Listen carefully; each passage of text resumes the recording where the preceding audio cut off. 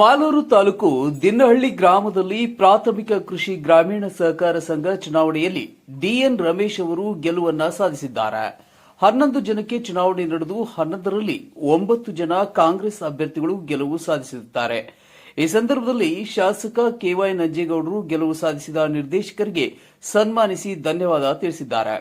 ಈ ಸಂದರ್ಭದಲ್ಲಿ ಸತೀಶ್ ರಾಜಣ್ಣ ಬಾಳಿಗನಹಳ್ಳಿ, ಶ್ರೀನಿವಾಸ್ ಇ ಗಲ್ಗೂರ್, ರವಿಕುಮಾರ್, ಮಮತಾ ರೆಡ್ಡಿ, ನಿಡಮಾಕನಹಳ್ಳಿ, ವೆಂಕಟೇಶ್ ಮಾಸ್ತಿ, ಚೇತನ್ ಕುಮಾರ್ ಹಾಗೂ ಕಾಂಗ್ರೆಸ್ ಮುಖಂಡರು, ಕಾರ್ಯಕರ್ತರು, ಜನಪ್ರತಿನಿಧಿಗಳು ಹಾಜರಿದ್ದರು. ಎಂಟಿವಿ ನ್ಯೂಸ್ ಕನ್ನಡ ವರದಿ Yashoda T.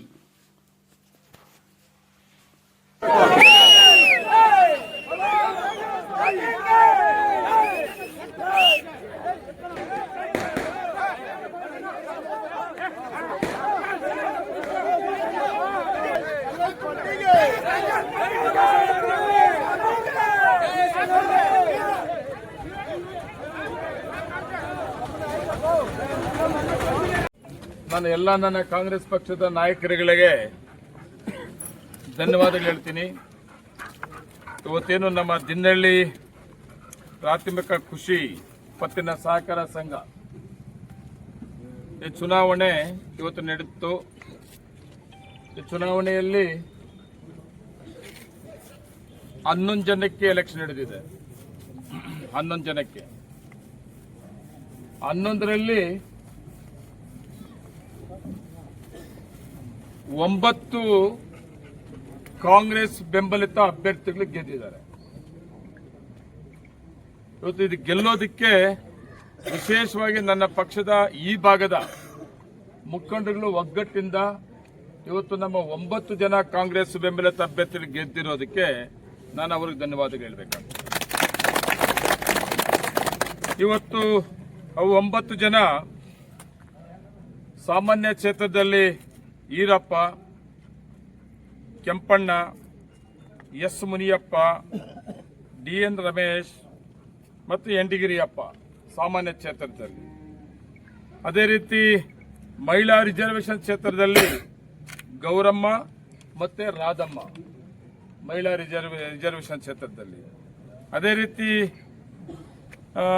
S T candidate ನಮ್ಮ ಕ್ಯಾಂಡಿಡೇಟು ರವಿ ಸೋತಿದ್ದಾರೆ, ತುಂಬ ಕಡಿಮೆ ಅಂತ ಮತದಿಂದ ಸೋತಿದ್ದಾರೆ. ಆಮೇಲೆ ಅದೇ ರೀತಿ ನಮ್ಮ ಪರಿಶಿಷ್ಟ ಜಾತಿ ಸೀನಪ್ಪ ಶ್ರೀನಿವಾಸ್ ಅವರು ಗೆದ್ದಿದ್ದಾರೆ. ಅದೇ ರೀತಿ ಪರಿಶಿಷ್ಟ ಪಂಗಡ ಅದರಲ್ಲಿ ಡಿಎಂ ನಾಗರಾಜ್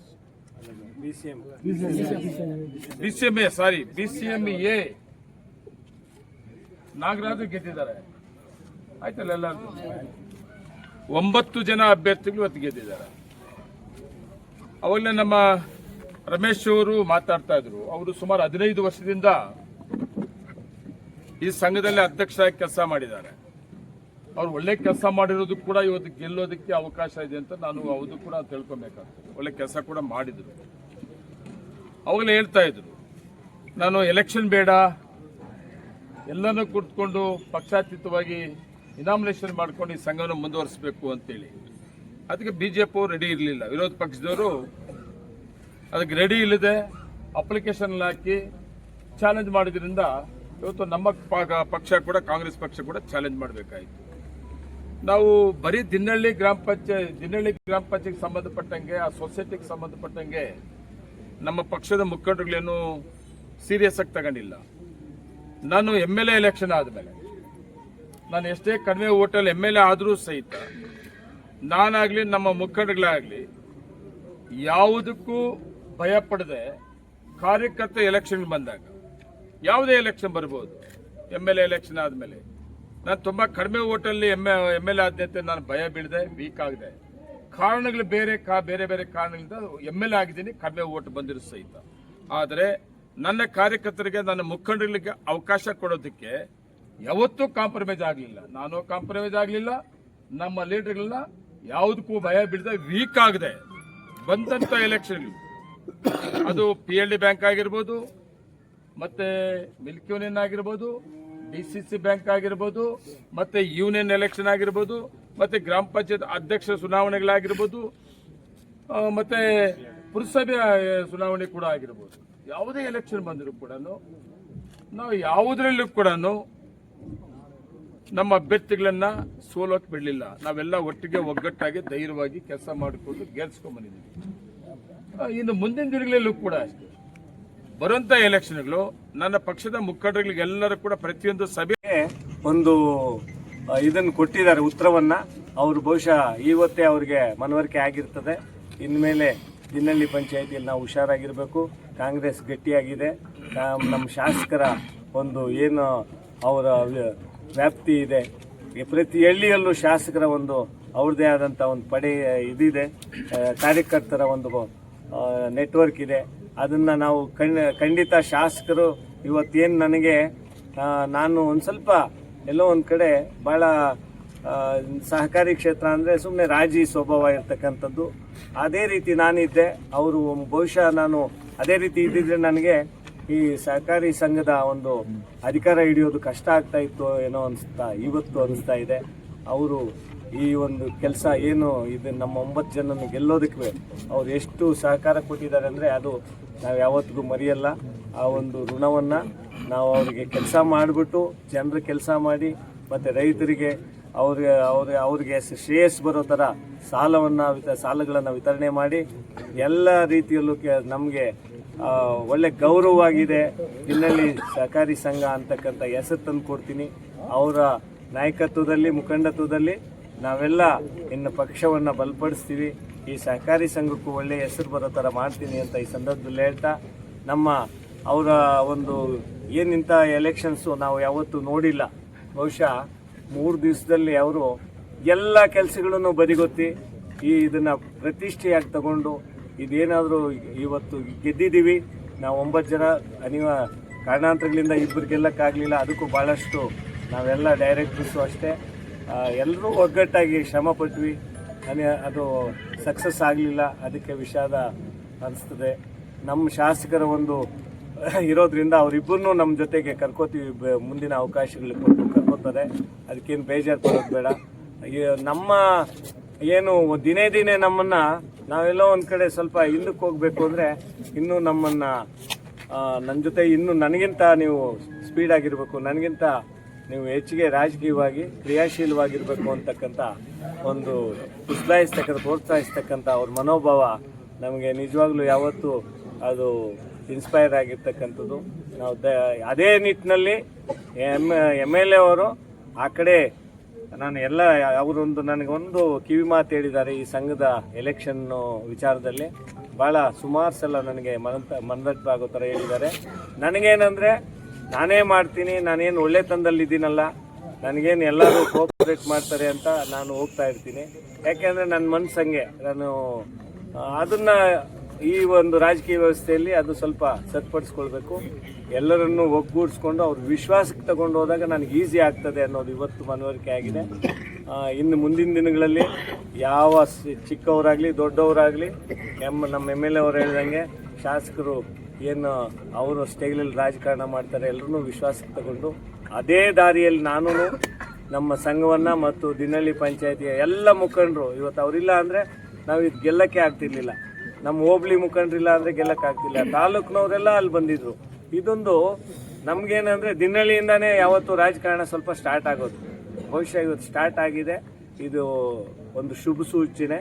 ಇನ್ಮೇಲೆ ಯಾವುದೇ ಎಲೆಕ್ಷನ್ಸ್ ಬರಲಿ ಈ ಸಣ್ಣ CPS ZP ಇಂದ ಹಿಡಿದು ಮತ್ತು MLA ಎಲೆಕ್ಷನ್ಸ್ಗೂ ಇದೇ ನಾವು ಇದೇ ಫೋರ್ಸ್ ನಾವು ಗ್ರ್ಯಾಜುಯಲ್ ಆಗಿ ಇದನ್ನೇ ಫೋರ್ಸಲ್ಲಿ ಇರ್ತೀವಿ. ಇನ್ನೂ ಜಾಸ್ತಿ ಮಾಡ್ಕೊತೀವಿ.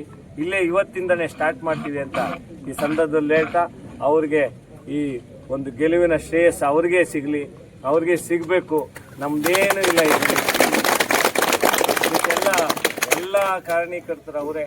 ಅವ್ರಿಗೆ ನಾವು ಯಾವತ್ತೂ ಋಣಿಯಾಗಿರ್ತೀವಿ ಅಂತ ಈ ಸಂದರ್ಭದಲ್ಲಿ ಹೇಳ್ತಾ ನನ್ನ ಮಾತನ್ನು ಅಧ್ಯಕ್ಷರಾಗಿದ್ದಾರೆ. 16ರಲ್ಲಿ ಒಂದು ಬಿಟ್ರೆ ಅಲ್ವಾ, ಒಂದು ಬಿಟ್ಟು ಇನ್ನೆಲ್ಲ 15ರಲ್ಲಿ ಕೂಡ 15 ಸಹಕಾರ ಪತ್ತಿನ ಸಂಘಗಳಲ್ಲಿ ಕಾಂಗ್ರೆಸ್ ಬೆಂಬಲಿತ ಆಡಳಿತ ಮಂಡಳಿಗಳಿದೆ. ನಮ್ಮೆಲ್ಲರ ಜವಾಬ್ದಾರಿ ಇದೆ. ನಮ್ಮೆಲ್ಲ ಇದ್ರೆ ನಂಬಿಕೆನ ಜವಾಬ್ದಾರಿ ಉಳಿಸ್ಕೊಬೇಕಾಗ್ತದೆ. ಅತಿ ಹೆಚ್ಚಿಗೆ ನಮ್ಮ ರೈತರಿಗೆ ಮಹಿಳಾ ಸಂಘಗಳಿಗೆ ಸಾಲಗಳನ್ನು ಕೊಡಿಸಬೇಕಾಗ್ತದೆ. ಅದಕ್ಕೆ ಈ ಆಡಳಿತ ಮಂಡಳಿ ಏನು ಇವತ್ತು ನೂತನವಾಗಿ ಆಯ್ಕೆ ಆಗಿದ್ದಾರೆ ಇವ್ರ ಮೇಲೆ ತುಂಬಾ ಜವಾಬ್ದಾರಿ ಇದೆ. ರೈತರಿಗೆ ಮೋಸ ಮಾಡಬಹುದು. ಯಾವತ್ತು ಅಷ್ಟೇ ಸಹಕಾರ ಸಂಸ್ಥೆಗಳು, ಮಿಲ್ಕ್ ಯೂನಿಯನ್, ಹಾಲು ಉತ್ಪಾದಕರ ಸಹಕಾರ ಸಂಘ ಆಗಿರ್ಬೋದು, ಒಕ್ಕೂಟ ಆಗಿರ್ಬೋದು, ಅದು ರೈತರ ಸಂಸ್ಥೆ. ಮತ್ತೆ ಸಹಕಾರ ಪತ್ತಿನ ಸಂಘಗಳಾಗಿರ್ಬೋದು, ರೈತರ ಪರವಾದ ಆಡಳಿತ ಕೊಡುತ್ತಾ ಇವೆಲ್ಲ ರೈತರ ಪರವಾಗಿ ಕೆಲಸ ಮಾಡುತ್ತಾ ನಮ್ಮೆಲ್ಲರ ಜವಾಬ್ದಾರಿ ಇದೆ. ನನ್ಗೆ ನಂಬಿಕೆ ಕೂಡ ಇದೆ. ಒಳ್ಳೆ ಆಡಳಿತ ಮಂಡಳಿ ಗೆದ್ದಿದೆ. ಇನ್ನು ಇಬ್ಬರು ಸೋತ್ಬಿಟ್ಟಿದ್ದಾರೆ. ಅದು ಸೋತಿರೋರು ಕೂಡ ತುಂಬಾ ಕಡಿಮೆ ಓಟ ಸೋತಿದ್ದಾರೆ. ನನಗೆ ಬೇಜಾರಾಗ್ತದೆ. ಒಂದು ಕಡೆ ಎಲ್ಲೋ ಒಂದು ಕಡೆ ಯಾಮಾರಿದ್ವಿ, ಕಡಿಮೆ ಓಟಲ್ಲಿ ನಾವು ಯಾರು ಯಾಮಾರಿದ್ವಿ, ಯಾಕೆ ಯಾಮಾರಿದ್ವಿ, ಆಮೇಲೆ ಯೋಚನೆ ಮಾಡೋಣ, ನಾವೆಲ್ಲ ಸರಿ ಮಾಡ್ಕೊಳ್ಳೋಣ, ಏನೋ ಡಿಫ್ರೆನ್ಸ್ ಇದೆ. ವಿಶೇಷವಾಗಿ ಜನರಲ್ ಅಭ್ಯರ್ಥಿ ಕೂಡ ಸೋತಿದ್ದಾರೆ. ಪಾಪ ನಮ್ಮ ಕಾಂಗ್ರೆಸ್ ಪಕ್ಷದ ಹಿರಿಯ ನಾಯಕರು ಯಾರು, ಹಸ್ಮತ್ ನಾರಾಯಣಪ್ಪ, ಪಾಪ ಅವ್ರ ಮಗ ವೆಂಕಟೇಶ್ ರಾಜಕಾರಣನೇ ಹೊಸದಿದ್ದು, ಪಾಪ ಅವ್ರು ರಾಜಕಾರಣಕ್ಕೆ ಬಂದವರಲ್ಲ, ಅವ್ರನ್ನು ಕೂಡ ಅಭ್ಯರ್ಥಿಯಾಗಿ ಮಾಡಿದ್ವಿ. ತುಂಬಾ ಕಡಿಮೆ ಓಟ್ಗಳಲ್ಲಿ ಗೆದ್ಬಿಟ್ಟಿದ್ದಾರೆ, ಸೋತ್ಬಿಟ್ಟಿದ್ದಾರೆ. ಆದ್ರೂ ಕೂಡ ಅವರು ಕೂಡ ಬೇಜಾರು ಬೀಳೋದು ಬೇಡ. ಇವತ್ತು ನಾವೆಲ್ಲರೂ ಕೂಡ ಅವರ ಜೊತೆಲಿ ಇರ್ತೀವಿ. ವಿಶೇಷವಾಗಿ ನಾವು ಒಳ್ಳೆ ಆಡಳಿತವನ್ನ ಕೊಡುವಂತ ಕೆಲಸ ನಾವೆಲ್ಲರೂ ಕೂಡ ಮಾಡ್ತೀವಿ ಅಂತ ಈ ಸಂದರ್ಭದಲ್ಲಿ ಹೇಳಿ, ಇನ್ನು ಮುಂದೆ ಏನು ಮೊದಲನೇ ಅವಧಿಯಲ್ಲಿ ಶಾಸಕನಾಗಿದ್ದೆ, ಎರಡನೇ ಅವಧಿ ಶಾಸಕನಾದೆ, ಕಷ್ಟದಲ್ಲ ಆದೆ, ಆದರೂ ಕೂಡ ಯಾವುದಕ್ಕೂ ಭಯ ಬಿಡದೆ ಕಾರ್ಯಕರ್ತರಿಗೆ ಅವಕಾಶ ಕೊಡೋದನ್ನ ಇನ್ನು ಮುಂದಿನ ದಿನಗಳಲ್ಲೂ ಕೂಡ ಯಾವುದೇ ಕಾರಣಕ್ಕೆ ರೆಸ್ಟ್ ಇಲ್ಲ. ನನಗೆ ಯಾವುದೇ ಕಾರಣಕ್ಕೆ ಕಾಂಪ್ರಮೈಸ್ ಆಗಲ್ಲ. ಇದು ನನ್ನ ಚುನಾವಣೆ ಅಲ್ಲ, ಇದು ನನ್ನ ಕಾರ್ಯಕರ್ತರ ಎಲೆಕ್ಷನ್ಗಳು, ಕಾರ್ಯಕರ್ತರ ಚುನಾವಣೆಗಳು, ನಮ್ಮ ಮುಖಂಡರ ಚುನಾವಣೆಗಳು. ನನ್ನ ರಾಜ್ಯನೇ ಆಗಲ್ಲ. ಯಾವುದೇ ಕಾರಣಕ್ಕೂ ನಮ್ಮ ಕಾರ್ಯಕರ್ತರಿಗೆ ಅವಕಾಶ ಕೊಡೋದಕ್ಕೆ ನಾನು ರೆಸ್ಟ್ ಇಲ್ಲ, ಮತ್ತೆ ನಿದ್ದೆ ಕೂಡ ಹೋಗಲ್ಲ. ನಮ್ಮ ಲೀಡರ್ಗಳು ಕೂಡ ರೆಸ್ಟ್ ಕೊಡಲ್ಲ, ನಿದ್ದೆ ಕೊಡಲ್ಲ. ಅವಕಾಶಗಳು ಬಂದಾಗ, ಚುನಾವಣೆಗಳು ಬಂದಾಗ ನಾವೆಲ್ಲರೂ ಕೂಡ ಒಟ್ಟಿಗೆ ಎಲೆಕ್ಷನ್ ಮಾಡಬೇಕು, ನಮ್ಮ ಕಾರ್ಯಕರ್ತರಿಗೆ ಅವಕಾಶ ಕೊಡಬೇಕು, ಅದನ್ನೆಲ್ಲ ಮುಂದುವರಿಸ್ತೀವಿ ಅಂತೇಳಿ ವಿಶೇಷವಾಗಿ ಮತ್ತೊಮ್ಮೆ ಈ ಗೆಲುವು ಯಾರಿಗ ಸಲ್ಲಬೇಕಾಗ್ತದೆ ನಾನು ಹೇಳಿರ್ಬೋದು. ನಮ್ಮ ಮುಖಂಡರಿಗೆ ಕರೆದು ಎಲ್ಲ ತಾಲೂಕಲ್ಲೇ ಹೇಳಿಲ್ಲ, ನಾನು ಅಕ್ಕಪಕ್ಕ ಇರುವಂತ ಮುಖಂಡಗಳಿಗೆ ನೀವು ಜವಾಬ್ದಾರಿ ತಗೊಳ್ಳಿ ಅಂತ ಹೇಳಿದೆ. ಅವರೆಲ್ಲರೂ ಜವಾಬ್ದಾರಿ ತಗೊಳ್ಳೋದ್ರಿಂದ, ತುಂಬಾ ಜವಾಬ್ದಾರಿಯಿಂದ ಕೆಲಸ ಮಾಡಿದ್ರಿಂದ ಎಲ್ಲ ವೋಟರ್ಸ್ಗೂ ಸರ್ಕಾರದ ಕಾರ್ಯಕ್ರಮಗಳು ಹೇಳಿ ವೋಟ್ ಹಾಕಿಸ್ಕೊಡಕ್ಕೆ ಪ್ರಯತ್ನ ಮಾಡಿದ್ದು ಇವತ್ತು ಸಕ್ಸಸ್ ಆಗಿದ್ವಿ. ಮತ್ತೊಮ್ಮೆ ನಮ್ಮ ಪಕ್ಷದ ಎಲ್ಲಾ ನಾಯಕರುಗಳಿಗೂ ಅವ್ರ ಕೆಲಸ ಬಿಟ್ಟು ಪ್ರತಿ ದಿವಸ ನಾನು ಹೇಳ್ದಂಗೆ ಕೇಳಿ ಅಲ್ಲಿ ಕಾತು ಕೆಲಸ ಮಾಡಿದ್ರಿಂದ ನನ್ನ ಧನ್ಯವಾದಗಳು ಕೂಡ ಹೇಳ್ತಾ ಇದ್ದೀನಿ. ನಮಸ್ಕಾರ. ಎಲ್ಲ ಸಹಕಾರಿ ಬಂಧುಗಳೇ, ಇಲ್ಲಿ ನಮ್ಮ ಜೊತೆ ಇಷ್ಟು ದಿವಸ 2-3 ದಿವಸ ಈ ಒಂದು ಚುನಾವಣೆಯಲ್ಲಿ ನಮಗೆ ಬೆನ್ನೆಲುಬಾಗಿ ನಿಂತು ನಮ್ಮ ರೈತಾಪಿ ಜನ ಮತ್ತು ನಮ್ಮ ಸಂಘದ ಸದಸ್ಯತ್ವ ಹೊಂದಿರತಕ್ಕಂಥ ಎಲ್ಲರೂ ಈ ಒಂದು ಚುನಾವಣೆಯಲ್ಲಿ ಭಾಗವಹಿಸಿ ನಮ್ಮ ಹೆಮ್ಮೆಯ ಶಾಸಕರ ಒಂದು ಮಾರ್ಗದರ್ಶನದಲ್ಲಿ ಈ ಚುನಾವಣೆ ಏನು ಬೇಕಾಗಿರ್ಲಿಲ್ವೋ ಅಂಥದನ್ನ ವಿರೋಧ ಪಕ್ಷದವರ ಒಂದು ಸಹಕಾರ ಇಲ್ಲದೆ ಈ ಚುನಾವಣೆಯನ್ನು ಎದುರಿಸಬೇಕಾಗಿ ಬಂತು. ನಾವು ಅದಕ್ಕೆ ಸುಮಾರು ತಾಲೂಕಿನ ಎಲ್ಲರ ಒಂದು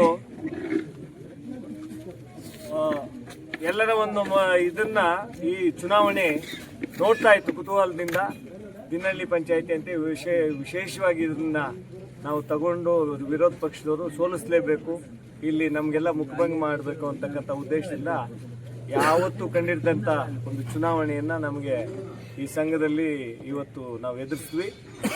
ಆದರೆ ದಿನಹಳ್ಳಿ ಪಂಚಾಯಿತಿಯಲ್ಲಿ ಮೊದಲಿಂದ ನಾವು ಕಾಂಗ್ರೆಸ್ ಪಕ್ಷಕ್ಕೆ ಯಾವತ್ತು ಯಾವುದೇ ಒಂದು ಚುನಾವಣೆ ಬರಲಿ ಅದಕ್ಕೆ ಬಹಳ ಗಟ್ಟಿಯಾಗಿ ಇದ್ದಂಥ ಒಂದು ಏರಿಯಾ ಅದು ನಮ್ಮದು. ಪಾಳ್ಯಪಟ್ಟು ಅಂದರೆ ಮೊದಲಿಂದ ಕಾಂಗ್ರೆಸ್ಸು ಬಡಬಗ್ರು ಇರ್ತಕ್ಕಂಥ ಒಂದು ಜನ ಇರ್ತಕ್ಕಂಥ ಒಂದು ಪ್ರದೇಶ. ಸಹಕಾರಿ ಕ್ಷೇತ್ರದಲ್ಲೂ ನಾವು ಸ್ವಲ್ಪ ಹಿನ್ನಡೆ ಇದ್ರೂ ನಾನು ಸುಮಾರು 15 ವರ್ಷದಿಂದ ಆ ಸಂಘದ ಒಂದು ಅಧ್ಯಕ್ಷನಾಗಿ ಮತ್ತು ನಮ್ಮ ಶಾಸಕರ ಜೊತೆ ಸೇರ್ಕೊಂಡ್ಮೇಲೆ ಅವರು ಪಿತೂರಿ ನಡೆಸಿ ಏನಾದರೂ ಮಾಡಿ ಮುಖಭಂಗ ಮಾಡಬೇಕು ರಮೇಶ್ ಅವ್ರಿಗೆ ಮತ್ತು MLA ಅವ್ರಿಗೆ ಅಂತಕ್ಕಂಥ ಉದ್ದೇಶದಿಂದ ಚುನಾವಣೆ ತಂದರು. ಈ ಚುನಾವಣೆ ಎಲ್ಲ ನಮ್ಮ ಏನು ಸದಸ್ಯರಿದ್ರು ಆ ಸಂಘದಲ್ಲಿ ಅವರಿಗೆ ಗೊತ್ತಿದೆ. ನಾನು ಯಾವತ್ತೂ ಆ ಸಂಘದಲ್ಲಿ ಸುಮಾರು DC ಬ್ಯಾಂಕ್ ವ್ಯವಹಾರ ಗೊತ್ತಿದೆ. ಸಂಘದಲ್ಲಿ KCC ಸಾಲ ಕೊಟ್ಟಿದ್ವಿ. ಸ್ವಲ್ಪ ಮಟ್ಟಿಗೆ ನಮ್ಮ ಸ್ತ್ರೀಶಕ್ತಿ ಸಂಘಗಳ ಸಾಲ ವಿತರಣೆಯಲ್ಲಿ ಅನಾನುಕೂಲ ಆಯಿತು. ಆದರೂ ಇಷ್ಟೆಲ್ಲ ಆಗುವಾಗಲಾದ್ಮೇಲೂ ನಮ್ಮ ಸಂಘನ ಅದನ್ನು ನಡೆಸ್ಕೊಂಡೇ ಬಂದ್ವಿ. ನಮ್ಮ ಶಾಸಕರ ಜೊತೆ ಸೇರಿದ ಮೇಲೆ ನಾನು ಈ ಸಂಘವನ್ನು ಇನ್ನೂ ವ್ಯವಹಾರವನ್ನು ಭಾಳ ಪಾರದರ್ಶಕವಾಗಿ ಇದನ್ನು ನಡ್ಸ್ಕೊಂಡು ಹೋಗಬೇಕು ಅಂತಕ್ಕಂಥ ಉದ್ದೇಶದಿಂದ ಅವರ ಒಂದು ಮಾರ್ಗದರ್ಶನದಲ್ಲಿ ನಾನು ಈ ಚುನಾವಣೆಯನ್ನು ಎದುರಿಸಿದ್ದೀನಿ. ನನಗೆ ಈಗಾಗಲೇ ಅವರು DCC ಬ್ಯಾಂಕ್ ನಿರ್ದೇಶಕರನ್ನಾಗಿ ಅವಿರೋಧವಾಗಿ ಆಯ್ಕೆ ಮಾಡಿ ಈ ರೈತರ ಒಂದು ತಾಲೂಕಿನ ರೈತರ ಒಂದು ಸೇವೆ ಮಾಡಲಿ, ಎಲ್ಲರಿಗೂ ಅಲ್ಲೋ ಇದು KCC ಸಾಲ ತಂದುಕೊಳ್ಳಿ, ಹೆಣ್ಮಕ್ಳಿಗೆ ಸ್ತ್ರೀ ಶಕ್ತಿ ಸಂಘಗಳಿಗೆ ಸಾಲ ಕೊಡಲಿ ಅಂತಕ್ಕಂಥ ಉದ್ದೇಶದಿಂದ ಕೆಲಸ ಮಾಡಲಿ ಅಂತ ನನ್ನನ್ನು ನಿರ್ದೇಶಕರನ್ನಾಗಿ ಮಾಡಿದ್ರು. ಅದೇ ಒಂದು ನಿರ್ದೇಶಕರಾಗಿ ಮಾಡಿದ ಮೇಲೆ ಅದಕ್ಕೆ ಏನಾದರೂ ಮಾಡಿ ತೊಂದರೆ ಕೊಡಬೇಕು ಅಂತ ಉದ್ದೇಶನೂ ಇಟ್ಕೊಂಡು ಕೆಲವರು ಈ ಚುನಾವಣೆಗೆ ಅವರು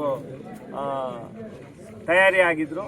ನಾವು ಅದನ್ನು ಫೇಲ್ಯೂರ್ ಮಾಡೋದಕ್ಕೆ ಮತ್ತು ಏನೇ ಮಾಡಿ ಅವ್ನು ಸೋಲಿಸ್ಬೇಕು ಅಂತಕ್ಕಂಥದ್ದು ನನ್ನ ನಿಜವಾಗ್ಲೂ ಹೇಳ್ಬೇಕಂದ್ರೆ ನಾನು ಅದನ್ನ ಯುನಾನಿಮಸ್ ಆಗಿ ಮಾಡ್ಕೊಳ್ಳೋಣ ಅಂತ ಉದ್ದೇಶ ಹೊಂದಿದ್ದೆ. ಆ ಪಕ್ಷ ಈ ಪಕ್ಷ ಅಂತೇನು ನೋಡಿರಲಿಲ್ಲ. ಚುನಾವಣೆ ಎದುರಿಸಲೇಬೇಕಾಗಿ ಬಂತು. ಅದಕ್ಕೆ ನಮ್ಮ ಶಾಸಕರು ಬಹುಶಃ ನಮ್ಮ ಶಾಸಕರು ಇಷ್ಟೊಂದು ಏನು ಕ್ರಮಬದ್ಧವಾಗಿ ಯಾವುದೇ ಸಣ್ಣ ಎಲೆಕ್ಷನ್ ಆಗಲಿ ದೊಡ್ಡ ಎಲೆಕ್ಷನ್ ಆಗಲಿ ಇಷ್ಟೊಂದು ಶಿಸ್ತಿನಿಂದ ನಾನೊಂಥರ ರಾಜಕೀಯ ಮಾಡ್ತೀನಿ, ಅವರು ಇಷ್ಟೊಂದು ನಿಖರವಾಗಿ ಕಟ್ಟುನಿಟ್ಟಾಗಿ ಯಾವುದೇ ರಾಜಿ ಅನ್ನೋದೇ ಇರೋಲ್ಲ. ಸಣ್ಣ ಎಲೆಕ್ಷನ್ ಆಗಲಿ ದೊಡ್ಡ ಎಲೆಕ್ಷನ್ ಆಗಲಿ ಇವತ್ತು ಇದು ಈ ಒಂದು ದಿನಹಳ್ಳಿ ಸಂಘದ ಎಲೆಕ್ಷನ್ನ ಇಡೀ ತಾಲೂಕು ಕುತೂಹಲದಿಂದ ನೋಡ್ತಾ ಇತ್ತು. ವಿರೋಧ ಪಕ್ಷದವರು ಪಾಪ ಭಾಳ ಆಸೆ ಇಟ್ಕೊಂಡಿದ್ರು ಏನಾದರೂ ಮಾಡಿ ಸೋಲಿಸ್ಬೇಕು ಅಂತ.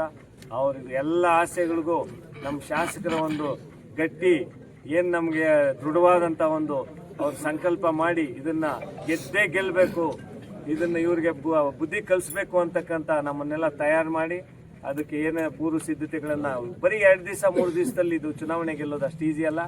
ಈಗಾಗಲೇ ಎಲ್ಲ ರೈತಾಪಿ ಜನ ಸಹಕಾರಿ ಕ್ಷೇತ್ರದಲ್ಲಿ ಅಂದರೆ ನಿಮ್ಗೆ ಗೊತ್ತಿದೆ, ಕಾಂಗ್ರೆಸ್ ವಿರೋಧ MLA ಅವ್ರ ವಿರೋಧ ಸಾಮಾನ್ಯವಾಗಿರ್ತದೆ. ಅಂಥ ಕ್ಷೇತ್ರಗಳಲ್ಲೂ ಇವತ್ತು ದಿನಹಳ್ಳಿನೂ ಸಹ ಮೊದಲಿಂದ ನಮಗೆ ಸ್ವಲ್ಪ ವಿರೋಧವಾಗಿದ್ರೂ ಇವತ್ತು ಸಂಪೂರ್ಣವಾಗಿ ಕಾಂಗ್ರೆಸ್ ಶಾಸಕರ ಒಂದು ಸಹಕಾರದಲ್ಲಿ ಶಾಸಕರ ಒಂದು ಮಾರ್ಗದರ್ಶನದಲ್ಲಿ ಆ ಸಂಘನ ತಗೊಂಡ್ಬಂದಿದ್ದೀವಿ. ಇನ್ನು ಎಷ್ಟೇ ವರ್ಷ ಆದರೂ MLA ಅವರು ಹಿರಿಯ ಸಹಕಾರಿಗಳು ಈ ರಾಜ್ಯದಲ್ಲಿ ಹೆಸರು ಮಾಡಿರ್ತಕ್ಕಂಥವರು ನಮಗೆಲ್ಲ ಗೊತ್ತಿದೆ.